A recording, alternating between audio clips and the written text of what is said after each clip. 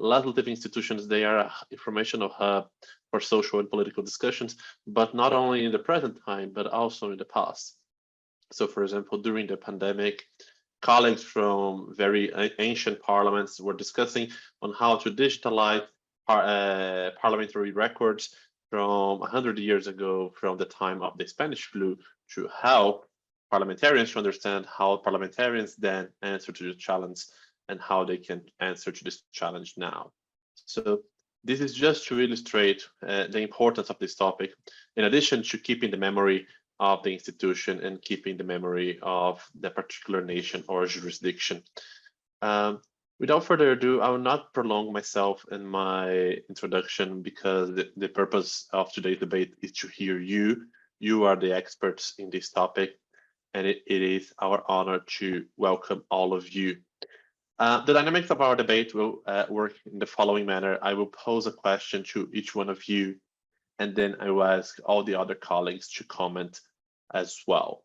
The idea is for each intervention to be until 3 minutes, 3 or 4 minutes.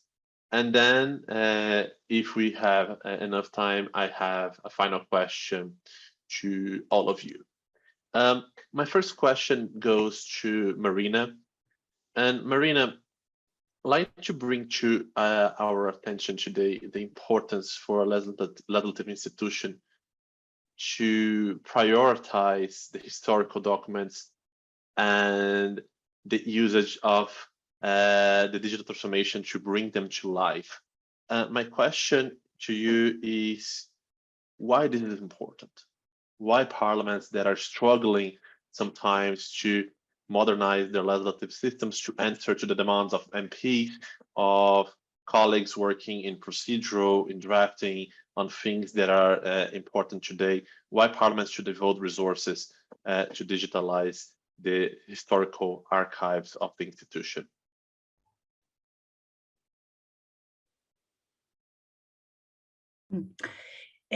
Buenas tardes aquí y muchísimas gracias por permitirme esta participación.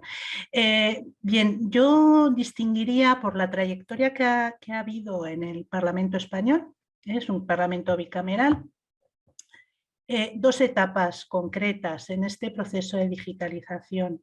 Nosotros, en primer lugar, el archivo parlamentario, el archivo del Parlamento español es un archivo final, es decir, que a diferencia, por ejemplo, en el Reino Unido, que ellos tienen el National Archives y ahí van los archivos históricos, aquí en España somos punto final. Y eso ha conllevado dos etapas, claramente.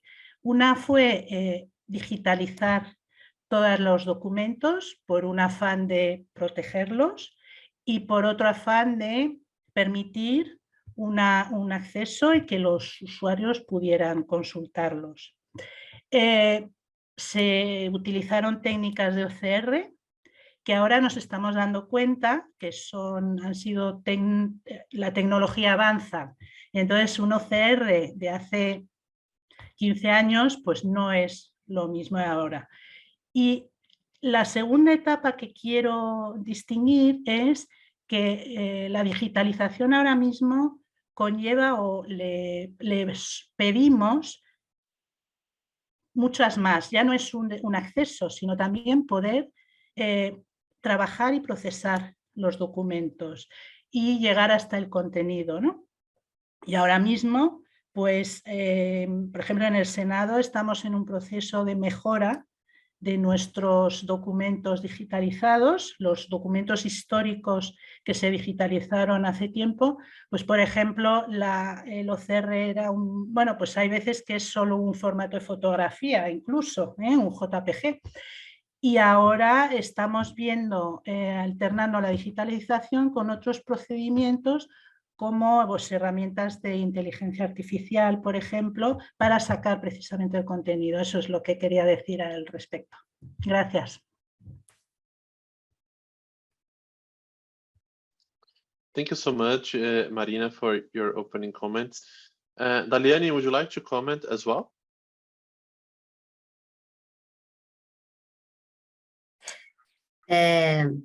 Obrigada também por estar participando desse evento, podendo contribuir e aprender com os colegas, né? Eu vejo que a digitalização dos documentos históricos, né, essa transformação digital pela qual nós temos passado, ela é extremamente importante para toda a administração pública, não só no âmbito do Poder Legislativo, porque ela facilita o acesso às informações no primeiro momento. E hoje a gente sabe que a gente está num mundo onde o tempo, né, é o fator fundamental. Então, quando eu coloco isso em meio digital, eu reduzo drasticamente o tempo de acesso que as pessoas antes levariam para encontrar um documento, né? Ir fisicamente a um arquivo, localizar, ainda que estivesse organizado, né? Então, quando você digitaliza, coloca isso em uma plataforma, um software, você está facilitando esse acesso. E esse acesso, ele aproxima a sociedade da instituição, ele aproxima os setores da instituição, ele vai trazer mais agilidade nas tomadas de decisão, nas análises, né, internas que as instituições vão fazer dos seus conteúdos. Isso também é transparência, né, uma vez que eu coloco essa informação ali disponível em meio digital e as pessoas conseguem acessar de qualquer parte do mundo. Isso também é uma forma de dar transparência às ações do legislativo. E, claro, com isso você tem uma série de vantagens. Mas também pensar que esse processo de digitalização dos documentos históricos também é uma forma de preservação dessa memória, porque nós sabemos que o papel, né, por mais que tenhamos todas as intervenções de conservação e restauração que já conhecemos hoje, ele tem ali uma durabilidade, ele tem, eu costumo dizer, um prazo de validade. E quem sabe, como nós temos evoluído cada vez mais em termos de preservação digital, quem sabe esse não seria um modo de garantir ainda mais uma durabilidade dessas informações, porque a gente sabe que a tecnologia ela vai se modernizando cada vez mais numa velocidade muito grande, mas isso tem trazido até então muitos benefícios, apesar dos seus desafios. Então, vejo como uma necessidade, sim, de priorizar a digitalização desses acervos por todos esses motivos. Acesso, transparência, facilitar a pesquisa, aproximar a sociedade da instituição legislativa, aproximar os próprios setores e auxiliar ali em algumas análises e, quem sabe, até aumentar aí essa preservação de longo prazo dessas informações, tendo em vista que o papel, né, por todas as intervenções, ainda tem seu prazo de validade. É isso, obrigada. Thank you so much, Daliane, for your considerations. Jonathan, I'd like to ask you to comment on that, but I'll bring an additional question to you. Based on the comments of Marina and Daliane, what are your considerations about how digital tools can increase the durability of these archives, ensuring that this memory is not lost for the societies and for the legislatures? If you can comment on that as well, in addition to what the colleague just said. Yeah, it's a fascinating thing, actually. Like one of the things I sort of always reference around anything around the digitalization of historical records.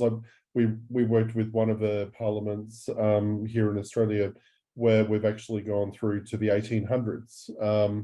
And, you know, so like we've got 200 plus, you know, years of content around which has been digitized, etc. And the way I sort of view it as a sort of an external party is like, it's really to me about seeing where you've been and how it can really influence where you're going.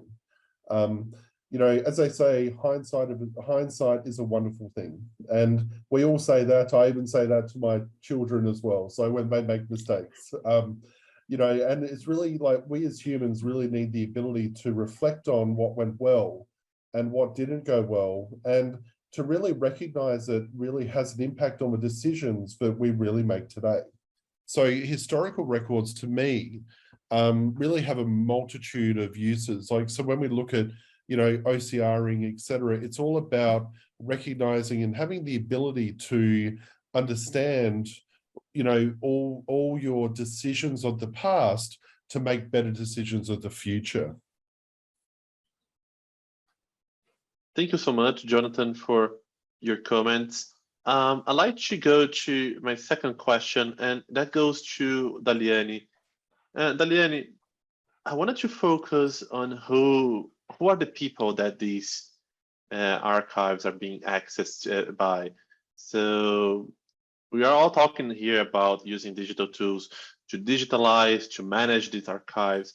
But my thought goes to who are the users of these tools in the legislative, and what are the main requests or the main demands on this realm? Can you answer a little bit about that? Sim, aqui no Brasil, o Senado Federal, ele disponibiliza essas informações, seja por meio de um canal onde as pessoas podem perguntar diretamente, pedir uma informação específica, mas também temos uma plataforma de difusão das informações, e nessa plataforma nós colocamos uma parte, já estamos ainda alimentando essa plataforma de difusão, mas já colocamos uma parte do nosso acervo histórico do período imperial. Então, no Senado nós temos documentos desde o ano de 1826, e para esse conjunto documental mais antigo, que é do período imperial, nós disponibilizamos uma plataforma de difusão chamada Atom. Alguns colegas aqui devem conhecer as ferramentas de repositório arquivístico digital confiável, no qual nós temos o Arquivemática e o Atom, então o Senado utiliza essas duas plataformas. Então, a gente difunde isso por meio do Atom. Como essa ferramenta ela não precisa de um cadastro prévio, nós não conseguimos identificar os nossos usuários de forma individual, quais são esses grupos, mas nós sabemos o volume de acesso e ele tem sido grande. Mas o outro mecanismo que nós temos para fornecer essas informações, onde os usuários nos buscam, nós temos formulários eletrônicos, temos e-mail, e por meio desses canais a gente consegue identificar o nosso público interno e externo. De uma forma geral, os nossos usuários externos, eles são vários, né? Nós temos escritórios de advocacia, e a maioria desses escritórios, eles nos pedem a justificativa ou exposição de motivos de uma lei, ou seja, quando nós temos ali um processado, né, um projeto de lei, existe um campo ali com uma justificativa, a razão da criação daquela norma. E esses escritórios, na maioria das vezes, ali 95% das vezes, eles querem essa justificativa para embasar algum processo que eles estão lidando ali, tratando naquele momento. Nós temos também instituições arquivísticas públicas e privadas que nos solicitam essas informações, que acessam, né, que vão consumir essas informações. Estudantes também de graduação e pós-graduação, pesquisadores de uma forma geral, onde eles vão criar ali alguma tese de mestrado, doutorado, produzir algum artigo científico, e eles precisam dessas informações, porque nós sabemos que os arquivos, eles são fonte primária, né, de informação, ou seja, é uma informação confiável, autêntica, não tem risco de ter ali uma falha, um fake news, né? Se eu jogo na internet um termo, eu posso encontrar diversas informações, e ali eu tenho informações autênticas, confiáveis, ou não, mas quando você vai a um documento de arquivo, ali é uma fonte primária, totalmente confiável. Então, as pessoas, quando elas querem fazer algum artigo científico, alguma tese de mestrado, doutorado, querem se aprofundar em algum tema, elas recorrem, então, aos nossos arquivos para ter, então, essa fonte confiável, essa informação primária. Então, os estudantes, pesquisadores, professores, eles fazem essa busca. Além disso, nós temos os próprios órgãos públicos brasileiros, né? Diversos outros órgãos nos procuram, né, buscam informações que nós temos ali nos nossos acervos, assim como a imprensa e alguns repórteres. Então, como usuários externos, eu poderia destacar, né, desses todos os principais, esses escritórios de advocacia, as instituições arquivísticas, públicas e privadas, e pesquisadores, estudantes e professores. Em geral, buscam essas justificativas e exposições de motivos de leis, querem também biografia de senadores, nós temos aqui a biografia dos senadores com informações amplas sobre a sua atuação parlamentar, mas não só como senador, mas desde antes, se já tem uma atuação, uma vida política ativa em outros cargos, assim como os projetos de leis que eles fizeram, os discursos, né, que foram feitos nesta casa legislativa, e também temos muitas buscas aqui por pronunciamentos feitos por esses parlamentares, os discursos, as tramitações, às vezes essas pessoas querem saber simplesmente a tramitação de um projeto de lei, ainda que ele seja histórico, também isso é pedido não só para o corrente, mas também para o histórico. E o que nós temos muito aqui, que é curioso no Senado Federal, é uma busca muito grande pelos documentos abolicionistas. Nós temos aqui diversas leis sobre esse período, né, que nós tivemos aqui no Brasil, e o Senado é o guardião da maioria dessas informações. Então, lei do ventre livre, lei do sexagenário, a própria lei de abolição à escravidão, e esse, sem dúvida, é um dos temas mais procurados, assim como os projetos de lei de ações afirmativas, como uma lei que reserva um percentual de participação a negros ou de baixa renda num determinado concurso, para ingressar numa universidade. Então, essas leis que querem ampliar os direitos, vamos assim dizer, da minoria, são muito consultados. Então, são esses grupos, essas são as principais demandas, esses são os grupos, essas são as demandas externas, né? Internamente, nós atendemos muitos pedidos da Secretaria-Geral da Mesa, que é a parte legislativa mesmo do Senado, né, e das comissões permanentes de investigação, por exemplo, e eles também, as pesquisas são mais voltadas aos projetos de lei, em especial orçamentário, matérias legislativas cujo tema estão sendo mais debatidos no país, né? Então, a gente sabe também que essas pesquisas, essas buscas, elas estão vinculadas ao contexto do país. Então, se hoje, aqui no Brasil, a gente está chegando a eleição, né? Nós vamos ter eleição aqui para presidente e outros cargos no mês que vem. Então, esse é um tema que certamente gera um volume maior de pesquisas, né? Se daqui a pouco o tema que está em voga é a questão de segurança pública, então certamente as pesquisas, sejam internas ou externas, vão estar mais voltadas para esse assunto. Então, a gente sabe que no fundo, né, os usuários internos e externos, eles vão buscar mais os temas que estão ali na atualidade, dentro do contexto ali do país, né, aquilo que está sendo trabalhado, discutido no país, mas de uma forma geral, tanto a área interna quanto externa vem trabalhando muito e buscando muita informação nesses projetos de leis de inclusão da sociedade e nessas questões também das leis abolicionistas. Isso aí sempre é motivo de muita busca aqui no Senado Federal. Thank you, Daliane. Before I yield the floor to Jonathan to his comments, just a very brief question, a follow-up question to you. Do you have a time frame where most of searches are performed? So, for example, you mentioned the abolition of slavery here in Brazil that was in the 19th century. I mean, this might be an exception, but are most of searches in the past few decades and past few years? Do you have a period of time where most of searches are concentrated on the two?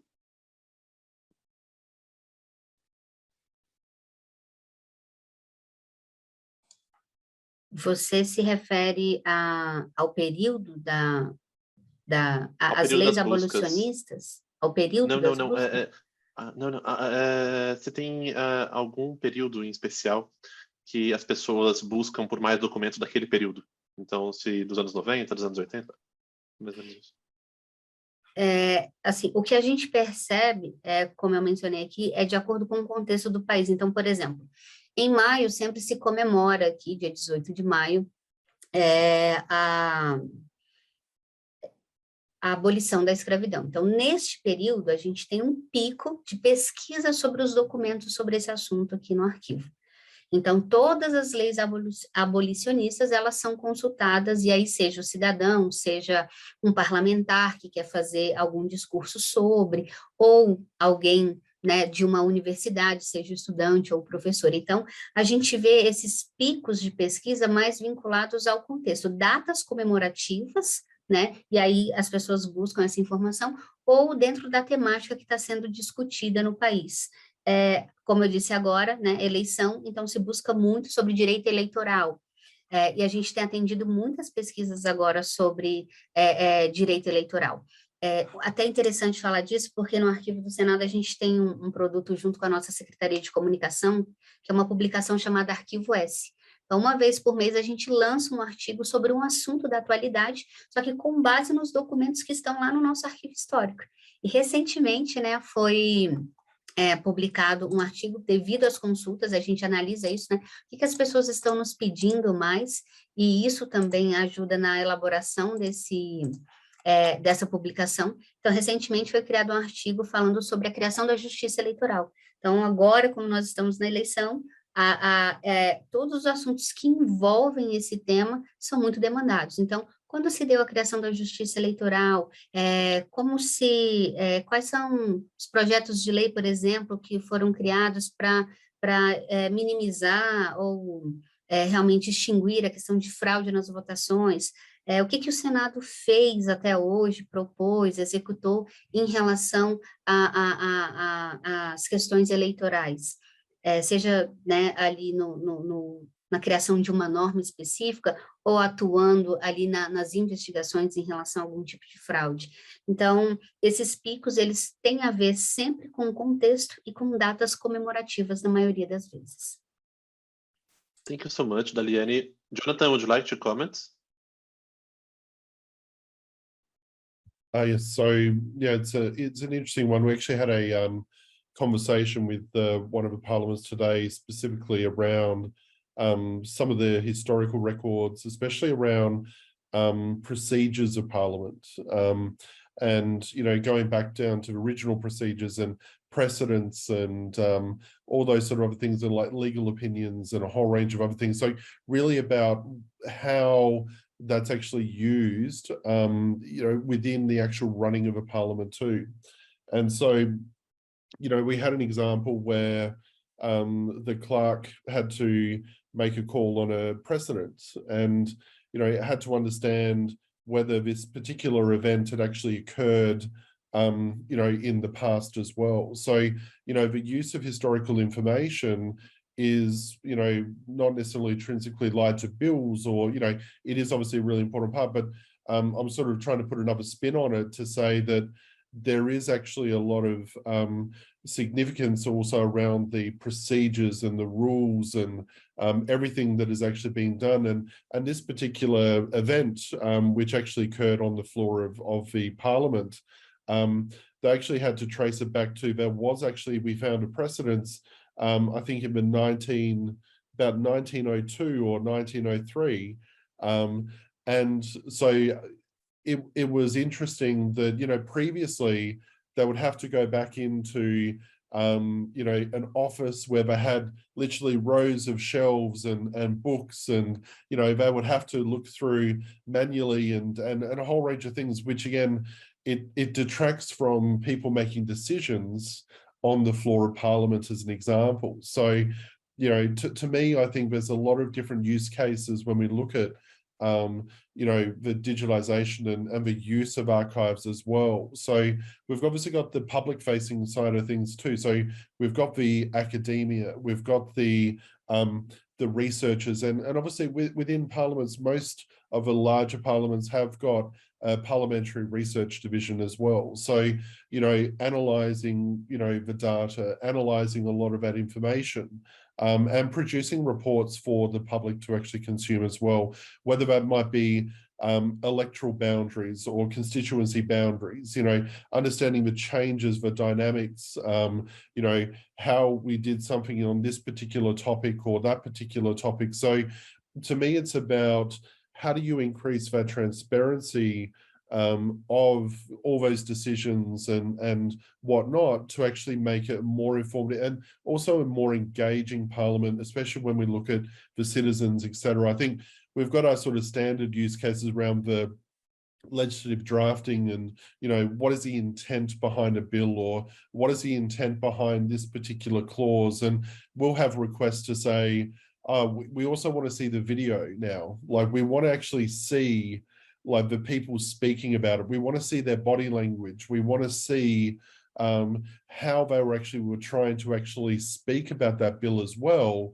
You know, so now that we've got a whole classification of video assets as well, which again, you know, maybe 20 years ago, we really didn't have. So we're also looking at that evolution curve around how we obviously deal with other things outside of documents and PDFs and, you know, XML and all those sort of other formats, and now moving into, now we've actually got video assets, and that introduces a whole world of other interesting aspects when we look at digitization. But also I think with video, because like there are so many different formats, it introduces additional risk when we look at the long-term preservation of those types of records too.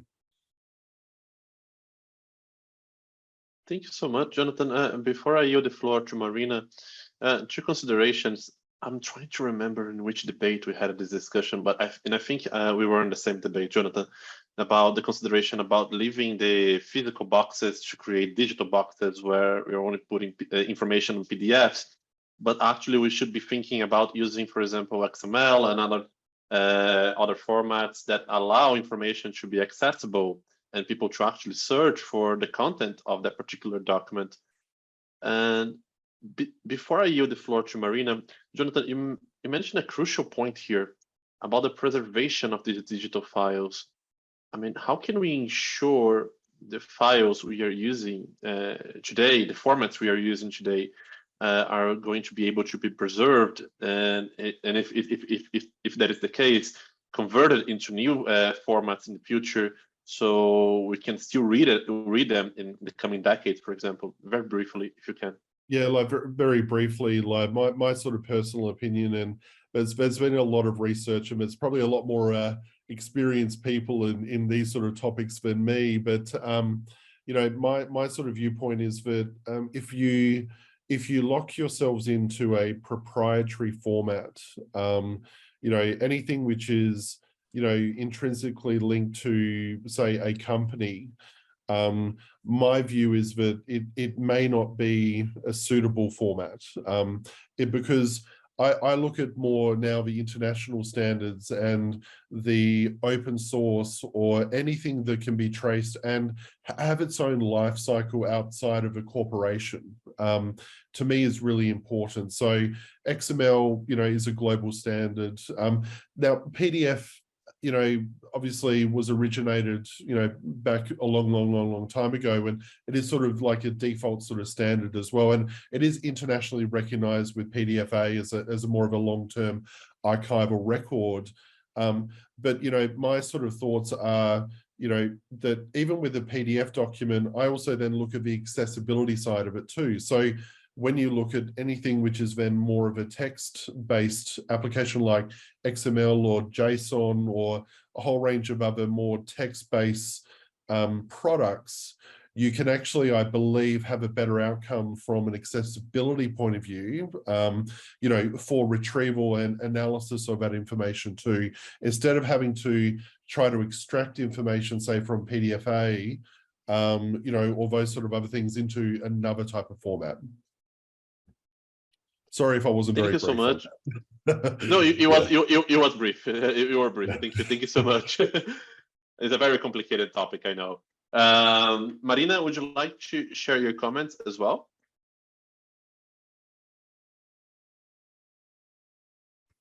Uf, se han dicho tantas cosas que no sé si voy a poder.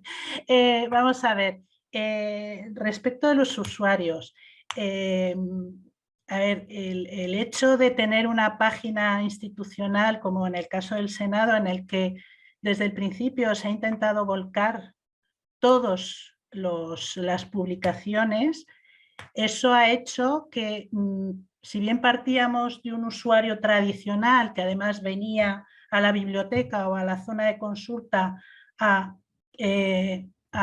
analizar in situ las publicaciones oficiales, ahora Internet es un mundo, porque el Senado tuvo su primera página web en el año 1997 y en el año 2000, 3 años después, se hizo un concurso y ahí participamos tanto el Congreso de los Diputados como en el Senado para ofrecer los diarios de sesiones en texto completo en la web. Y desde el año 2001 eso está en es verdad, en un formato PDF. A partir de cierto momento que se estableció la edición electrónica de estos diarios de sesiones, ahora mismo en la web tenemos la publicación en 2 formatos, incluso 3, en PDF, XML y en EPUB. Y el XML es el texto completo. ¿Esto qué ha hecho? Pues que el número de usuarios se ha incrementado, sobre todo porque ahora hay necesidades nuevas y hay usuarios nuevos, y me quiero referir a otro documento que es el documento audiovisual y sobre todo el audio. Nosotros estamos en un proyecto que además a nivel español, que es un plan de tecnologías del lenguaje.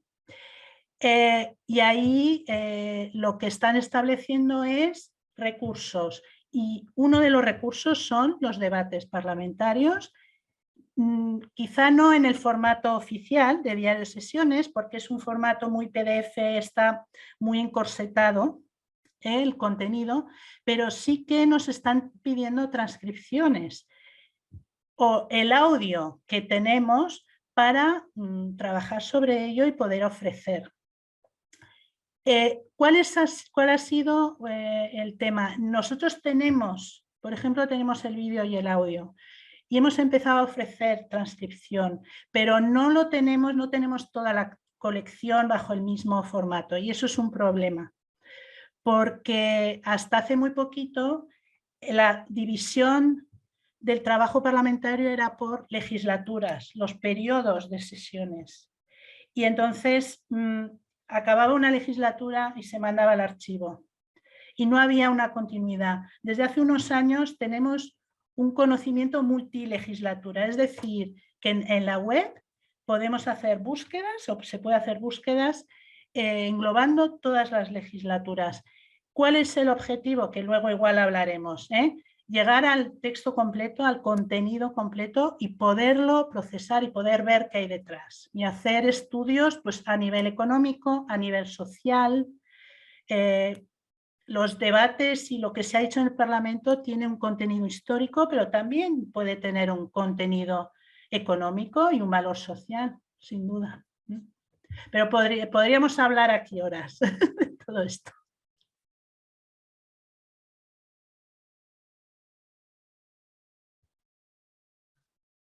Thank you so much, Marina, for your very insightful comments on this. And I'd like to ask a follow-up question to you, if I may. You mentioned about having these challenges on different formats. If I understood correctly, these formats are different per legislature. My question to you is, how do you make them work together? How are you integrating them? Because I mean, I think internally should be a very difficult challenge for you to have a system with different formats working at the same time. How are you managing this challenge?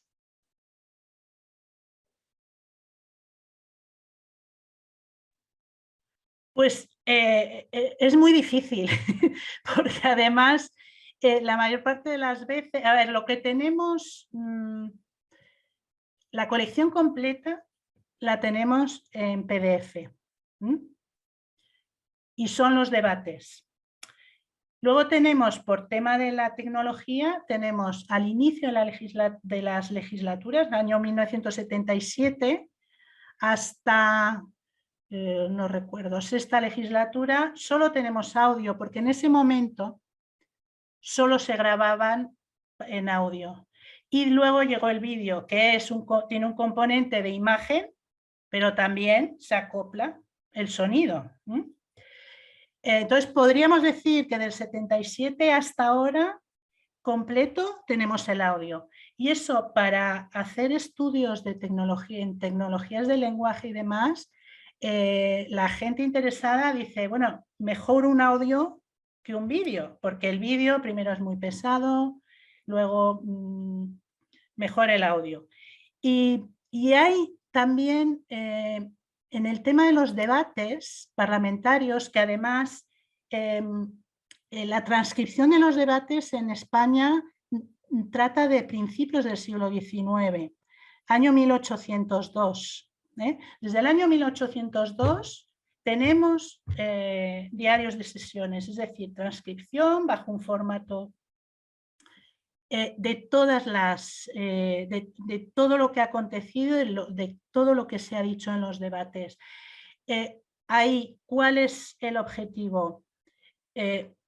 Trasladarlo a un formato común que podría ser un XML, y además un XML enriquecido.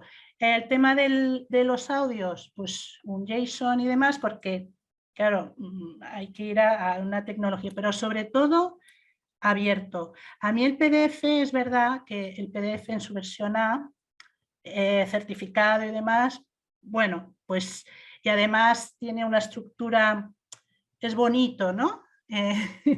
Tú ves un PDF y es bonito porque no cambiamos, digamos, la estética de un discurso bonito. Pero, y bueno, y PDF sabe que tiene que seguir incrementando porque si no va a perder mucha clientela, digo yo, pero a mí me interesaría más llegar a un formato fuera de cualquier tipo, y ahí es el XML, es verdad que enriquecido aportando otro tipo de metadatos y demás, pero bueno, yo creo que esa es la vía, ¿no? No sé si he contestado. Perfectly. Thank you so much, Marina, for your very insightful answer. Jonathan, I'd like to bring you a question now. I mean, Marina mentioned OCR technologies in the previous days, Ludovic as well, Fotis as well. So many colleagues working in this area in their own parliaments, they are using not only OCR, but different artificial intelligence technologies here. In your view, how is artificial intelligence helping to digitalize these documents that sometimes you have hundreds of thousands, when not millions of documents to digitalize? How is your view about this, and how are you working on this topic with your partner Legislatures as well? Yeah, definitely. This is one of my, I love this sort of area, so I'll try to keep as brief as I can, but without going too much, into the technicalities behind it. It's a really interesting one. So we've done, some digitalization work right back to, the 1800s. And like one of the challenges that does introduce, as an example is, the older the content, the harder, and also the accuracy of that extraction becomes a lot more difficult. And like, I'll give you some examples behind that. So handwriting changed, has changed dramatically from, where it was in the 1800s up to where it is now. Like, I still write on a pen and piece of paper. That's what I've been doing, during this panel, writing down everyone's comments and whatnot. But my handwriting is very different from the next person's and whatnot as well. And when you look at, say, some of the historical records, where it becomes really interesting from an OCR point of view, or where artificial intelligence comes in, is also even the language which we've used has changed as well. So in English, we used to, call, what we call Old English versus now modern English. And so the style of what we actually were saying, so when we look at phrases, or we look at how a person actually spoke, especially in a formal setting, it has very much changed over, a 200-year period. So, but also then when we looked at some of the really old content, depending on the, I suppose, you know, it might have a coffee stain on it. You know, people used to have literally, you know, with a pen, and they scribbled out a sentence and wrote a comment right at the top. So when you're actually OCRing, how do you actually follow the corrections as somebody's actually crossed out something on a, you know, piece of paper is a fascinating thing. And that's where we sort of, you know, try to use artificial intelligence. And it's not, you know, it's not necessarily accurate in this. It requires a lot of work and modeling to try to get the accurate, because what it does is really, it's about the increasing of accuracy is really what you're trying to do. You know, if you look at like the UK, where they actually did a lot of work around digitization back to, you know, the 1400s and further on, they open published all of it with disclaimers on there to say, here is the original image, here is what we've extracted, and they've actually got the community to actually you know, say, well, actually, they can actually provide changes, and so it's actually not just one person's responsibility, it becomes the community's responsibility to actually, you know, help increase that accuracy over a period of time. Some of the other more, like, I suppose, that's more of a historical side of things, but when we look at like even existing records and moving that into what we call the current sort of archive, and then obviously future archive as well, what we sort of are finding a lot of interest in, a lot of work, which we're actually doing a lot of work with, is when you're dealing with a lot of data, we look at some of that might be structured data, some of that might be unstructured data as an example. So especially when we're looking at that, we can look at text summarization. So we do work with, if you've got, you know, a 200-page document, how can we summarize that in a meaningful way? And I'm not saying that we're trying to replace humans with any of this, by the way, because what we're trying to do is really, you know, provide useful information so people can make better decisions, I think is really the key. So you still have potentially humans reviewing content, and you still have, you know, it's not necessarily just accept the AI model or artificial intelligence or what it's actually doing. You say you've still got the checks and balances, which I think is really important when you're actually dealing with artificial intelligence as an example. But one of the other sort of key aspects which we sort of are focusing our attention a lot more is what we call entity extraction, keyword extraction, and topic extraction as well. And the rationale behind that, so when we look at entity extraction, we could say, we could recognize this sort of text as an address or a name, or it could be a business, or it could be a whole range of other things, or it could be a medical term, you know, a suburb or a state, or, you know, a whole range of interesting things. And by building up that sort of data profile using artificial intelligence, we can start to link all of that content together over a very large period of time. So we're sort of using that to really formulate a base set of data, which we can then further refine. And that's where we sort of, you know, have that sort of continuous improvement cycle, which I think is then what, you know, it's not necessarily a set and forget. It's something which you then build on. You build up a model of your information to then use going forward as well. Thank you so much, Jonathan, for the very complete and insightful answer. Marina, I'm thinking you want to comment on Jonathan. Please feel free to share your comments.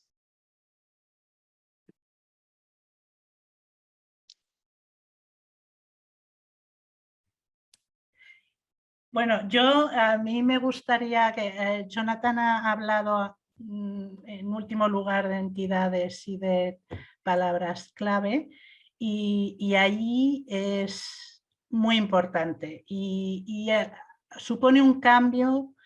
La inteligencia artificial ahí yo creo que nos va a ayudar y vamos a ser capaces de, dentro de determinados documentos, extraer datos desconocidos hasta ese momento. ¿Por qué no se ha hecho hasta ahora? Porque no había tecnología. Pero ahora sí que podemos procesar un texto o no sé cuántos textos, y ahí el sistema te va a dar claves.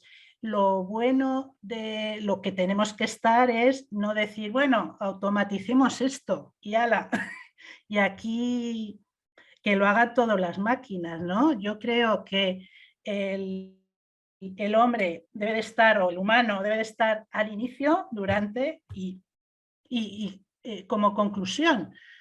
Porque, y ese es, yo creo, el tema de la llamada ética, ¿no? de la inteligencia artificial. No creernos que porque automaticemos, hay tareas que se pueden automatizar sin duda y no va a generar ningún problema.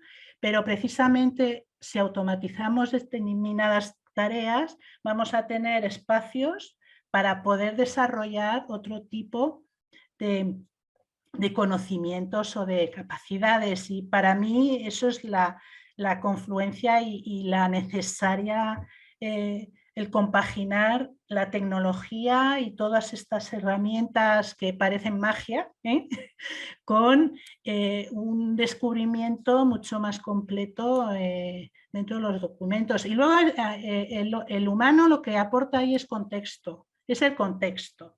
Y hay que saber que, y en el tema del lenguaje es importantísimo, no es lo mismo emplear determinada palabra en el siglo XIX a emplearla ahora. ¿Qué significa? ¿Que nos la tenemos que anularla? No, hay que dar una explicación, porque la sociedad ha tenido este tipo de recursos y el lenguaje es un vehículo en cualquier sistema social, y eso hay que entenderlo y hay que contextualizarlo.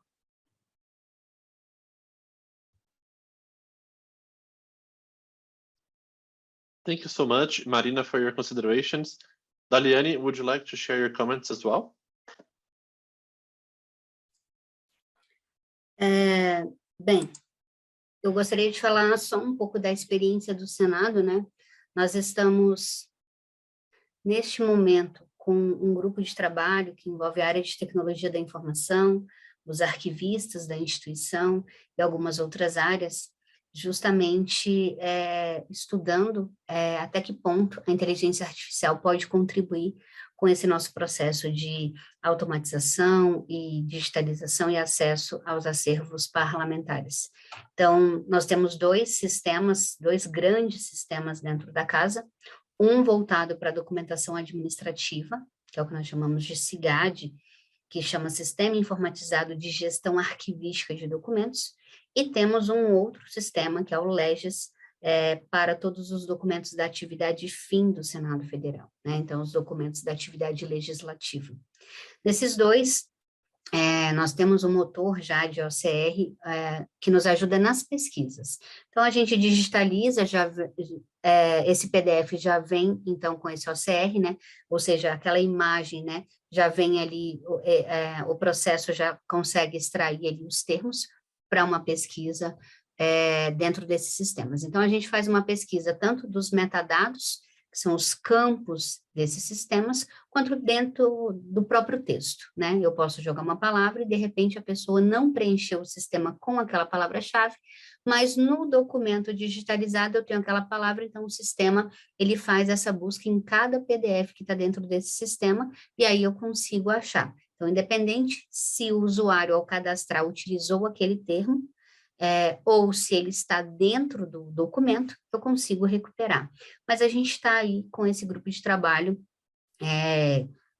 com o intuito de identificar quais outras formas a gente pode trazer, quais outros, que tipo de aprimoramento a gente pode fazer nesses sistemas para que eles se tornem cada vez mais independentes, né? Ou seja, menos dependentes da ação humana. Mas como os colegas aqui citaram, nós também temos essa dificuldade de documentos muito antigos, né, manuscritos, e quando você digitaliza, fazer esse reconhecimento se torna muito difícil. Então, a gente ainda não utilizou da inteligência artificial para parte disso, mas a gente encontrou uma forma de fazer com que o cidadão e até mesmo a própria instituição, quem tiver interesse, consiga ter acesso e consiga compreender esses documentos mais antigos. Nós tivemos a ajuda de profissionais da paleografia, e aí, associado à imagem original do documento, nós temos lá o arquivo digital na nossa plataforma de difusão, Então, ele está ali o manuscrito com a linguagem daquela época, e aí nós temos um campo onde você clica e tem a transcrição, ou seja, né, a pessoa não conseguiu ler, não estava legível para ela, então o profissional colocou aquilo em algo legível, e a linguagem também foi atualizada. Então, o cidadão, quando entra na nossa plataforma de difusão, se ele encontrar o documento e ele não consegue entender, compreender o que estava ali, ele vai na transcrição, e aí nós temos, então, né, algo que realmente está legível, está palatável para ele. Mas estamos também aí com esse GT para ver onde mais conseguimos apoio da tecnologia da informação para cada vez mais melhorar, seja pesquisa, seja compreensão, enfim, todo o tratamento e disponibilização desses acervos históricos.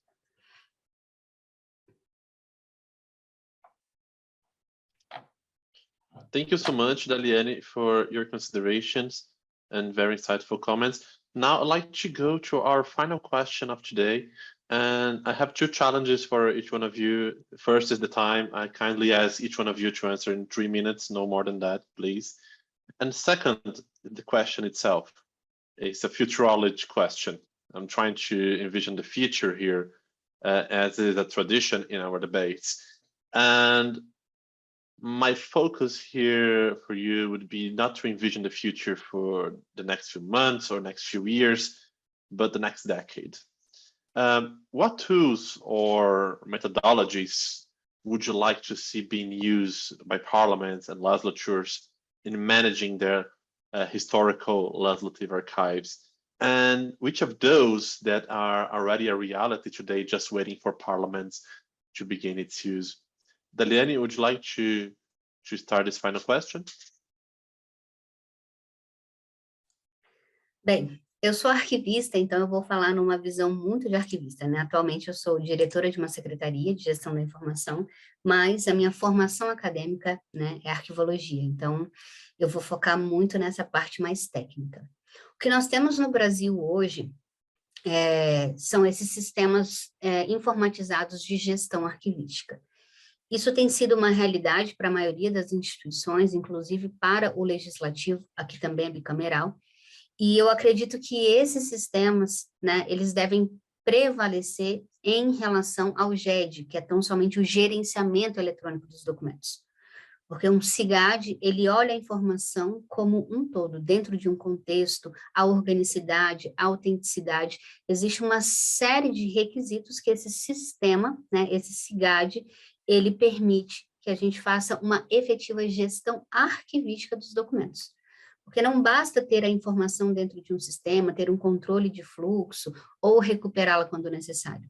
Eu preciso ter a temporalidade de guarda daquele documento sendo gerida por esse sistema. Eu preciso conhecer a raiz, toda a árvore, de onde vem, qual o assunto, a que está vinculado, porque tudo isso vai facilitar lá na frente o acesso. Eu preciso garantir a autenticidade, integridade, validade jurídica dessas informações. Então, um SIGAD, de uma forma muito resumida, até pelo tempo aqui, ele me garante tudo isso. Então, eu imagino que hoje esse é o caminho que nós estamos, pelo menos aqui no Brasil, e eu concordo com isso. Eu acho que nós devemos manter a utilização desses sistemas. Ele é baseado num modelo de requisitos europeu, e nós temos aqui o nosso brasileiro, é uma resolução do Conselho Nacional de Arquivos, então é algo documentado, normatizado, e que as instituições, então, seguem, existe um padrão para isso. Então, quando eu penso em gestão arquivística, eu acho que esse é o modelo de software, e antes não, cada um tinha o seu modelo, e com mais ou menos ações, requisitos, e, portanto, também gestão arquivística. Pensando no acesso, que é a outra ponta, que é o nosso foco também, o nosso dever, nós utilizamos hoje plataformas de preservação digital, no caso, hoje o Senado utiliza o Arquivemática, e nós temos uma plataforma de difusão, que é o Atom. Eu acho que essas plataformas de preservação e de difusão também são ferramentas que os parlamentos precisam pensar, independente da nomenclatura dessa plataforma, da escolha que esse parlamento vai fazer, mas nós precisamos ter a nossa plataforma de preservação digital, porque nós estamos já produzindo e-mail digital quase todas as informações, e nós estamos transformando o que era físico em digital. Então, eu não posso pensar só na conversão desse digital, na produção desse digital, sem pensar em preservação. E já existe no mundo, né, algumas regras aí, nós temos normas internacionais de preservação arquivística digital, repositórios arquivísticos digitais confiáveis, e eu acho que o caminho do parlamento e também dos outros poderes que compõem a administração pública é sim a implementação de um repositório arquivístico digital confiável, no qual nós vamos ter o mínimo de manipulação, de intervenção humana nessas informações e, portanto, uma maior garantia de autenticidade, integridade e confiabilidade dessas informações. E na última ponta, a questão do acesso a uma plataforma onde o cidadão de qualquer parte do mundo consiga acessar nossas informações. Hoje está muito limitado quando se fala do físico, né? A pessoa teria que ir ao arquivo naquele país, naquele estado.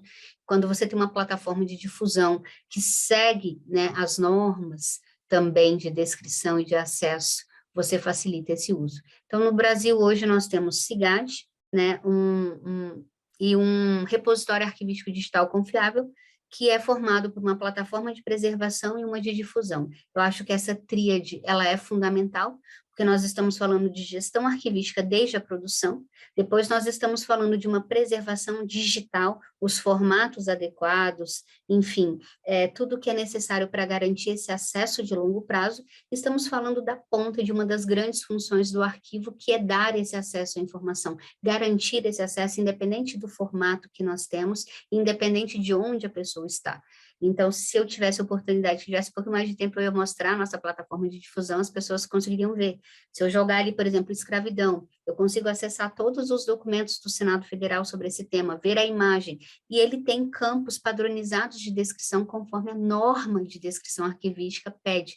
Nós temos uma norma internacional, que é a ISADG, e no Brasil nós temos a norma brasileira de descrição, que é apoiada nessa internacional. Então, se eu vejo ali, por exemplo, a Lei Áurea assinada pela Princesa Isabel, se eu quero saber outros documentos assinados pela Princesa Isabel, basta clicar ali em um dos campos, um dos metadados é o autor, eu clico ali e esse mesmo sistema já me traz todos os outros documentos que a Princesa Isabel assinou aqui no Brasil. Eu poderia procurar não só pela autoridade, mas pelo país, pelo estado, enfim, eu tenho várias formas de se fazer uma pesquisa e isso para o cidadão, para a própria instituição é muito importante.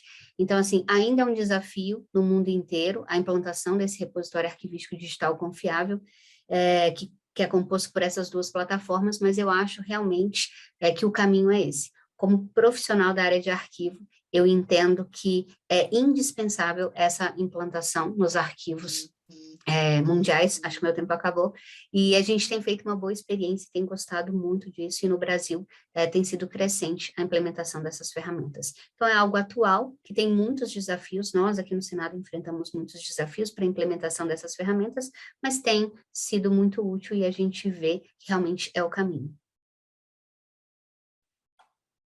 Thank you so much, Daliane, for your kind response. Marina, would you like to share your comments in 3 minutes as well? Pues yo he sacado dos cosas, dos desafíos. El primero, a esta altura de la película, digamos, que se dice en español, a mí me preocupa, no estoy segura de que estemos entendiendo qué es un documento digital. Y parece muy sencillo y bueno, y cada vez estamos haciendo menos cosas un poco así, como, bueno, pues tengo unos archivos y hago copias de seguridad. Yo creo que ya no es, ha pasado esa época afortunadamente, porque eso en algún momento yo estoy segura de que ha provocado en algunos archivos, creo que en los parlamentarios no, pero en perder documentos, porque claro, hacer copias de seguridad estás permanentemente al albur del formato o del programa o lo que sea, y de pronto ese programa, pues, o el disquete, ¿no? Yo ya tengo edad como para acordarme de los disquetes, bueno, pues ahí ha habido documentos que se han perdido. Y entonces, ¿cuál es el reto? Pues establecer políticas de conservación y de preservación digital, a nivel digital, mucho más potentes, sabiendo, intentando entender a dónde vamos y a dónde queremos ir, y que un documento digital en realidad, decimos un documento en papel, qué frágil. Bueno, pues para mí el documento digital es bastante más frágil si no tomamos conciencia de ello, ¿no? Y el segundo punto que me parece importante es que a nivel de los parlamentos, y además estando en un proceso, además de la transparencia, rendición de cuentas y demás, es muy importante, creo, que los parlamentos como institución lleguen a ofrecer o tener herramientas para ofrecer valor a los documentos, ¿no? Que los documentos parlamentarios, y parece que hablo ingenua, ¿no? Pero que aporten un valor y que se puedan presentar a la sociedad y que tengan, y que se pueda mostrar la riqueza que tienen. Y eso me parece importante, porque quizá, no sé, también soy muy, pero que igual a través de los documentos parlamentarios, los debates, de intervenciones maravillosas, pues esta sensación de que el Parlamento no tiene utilidad y que pues podríamos hacer que esto no se tradujera en algo rico y algo positivo para la sociedad. Y no me extiendo más. Gracias.